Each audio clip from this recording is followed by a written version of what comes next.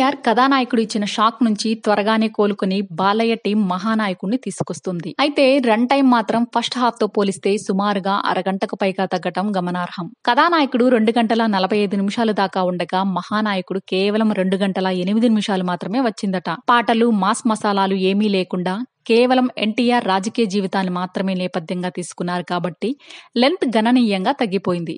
ఇది ఒకందుకు మంచిదే. కథానాయకుల్లో అనవసరమైన ప్రహసనాలకు చోటివ్వడం వల్లే ప్రేక్షకులు అసహనంగా ఫీల్ అయ్యారని వచ్చిన రిపోర్ట్స్ ని క్రిష్ సీరియస్ గా తీసుకున్నాడు.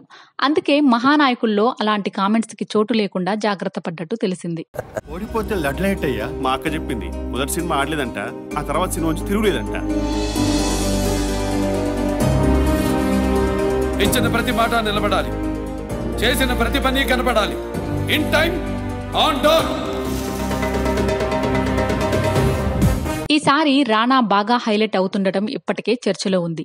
తెలుగుదేశం పార్టీ స్థాపన మొదలుకొని 2 సార్లు ఎన్టీఆర్ అధికార పీఠం మీద కూర్చోవడం దాకా కవర్ చేసి బసవతారకం నిర్యాణంతో క్లైమాక్స్ ముగించారు. ఎన్టీఆర్ కథానాయకుడి చిత్రం సంక్రాంతికి ప్రేక్షకుల ముందుకు వచ్చి పాజిటివ్ రెస్పాన్స్ ను దక్కించుకుంది. అయితే కలెక్షన్స్ మాత్రం ఆశించిన స్థాయిలో రాబట్టలేకపోయింది. ఎన్టీఆర్ సినీ చరిత్రను కథానాయకుడు చిత్రంలో చూపించిన దర్శకుడు క్రిష్ రాజకీయ చరిత్రను మహానాయకుడి చిత్రంలో చూపించేందుకు సిద్ధమయ్యాడు. కథానాయకుడు మొత్తం కూడా ఎన్టీఆర్ పాత్ర కీలకంగా కనిపించింది. కానీ సినీ వర్గాల్లో వినిపిస్తున్న గుసగుసల ప్రకారం మహానాయకుడు మొత్తం చంద్రబాబు నాయుడు సెంటర్ గా సాగింది. ఎన్టీఆర్ మహానాయకుడు చిత్రంలో చంద్రబాబు నాయుడు పాత్రను రానా పోషించిన విషయం తెలిసిందే. పోస్టర్ లో బాలకృష్ణతో పాటు రానాకు సమాన ప్రాధాన్యత ఇచ్చినట్లుగా అనిపిస్తుంది. పోస్టర్ లోనే కాకుండా సినిమాలో కూడా చంద్రబాబు నాయుడు పాత్ర, అదే రానా పోషించిన పాత్రకు ఎక్కువ ప్రాముఖ్యత ఉంది. మొదటి పార్ట్ లో కనిపించినట్లుగా కనిపించిన రానా రెండవ పార్ట్ లో పూర్తి స్థాయి ఆధిపత్యం కొనసాగించాడు. ఎన్టీఆర్ ను రాజకీయంగా ఉన్నత శిఖరాలకు ఎక్కించింది చంద్రబాబు నాయుడు అన్నట్లుగా